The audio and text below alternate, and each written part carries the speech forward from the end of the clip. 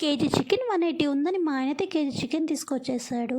ఇంకా మాకైతే ఆ చికెన్ ఏం చేయాలో అర్థమే కాలేదు. మా ఇంట్లో ఫ్రిడ్జ్ అన్నా ఉంటే ఫ్రిడ్జ్‌లో పెట్టుకుండేవాళ్ళం. సర్లే చిల్లీ చికెన్ ట్రై చేద్దామని మేమైతే ప్రాసెస్ స్టార్ట్ చేసాము. ముందుగా మ్యాగ్నేట్ చేసి పెట్టుకున్న చికెన్‌ని ఫ్రై చేసుకొని పక్కన పెట్టుకోవాలి.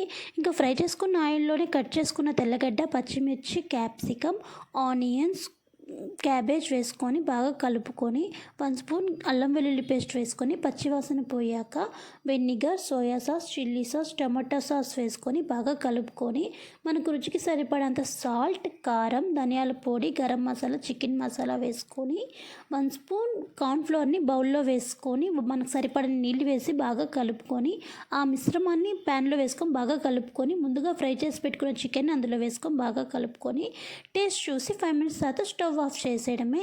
మాకైతే చిల్లీ చికెన్ అంటే చాలా ఇష్టం. మీకు ఇష్టమా? కమెంట్ చేయండి.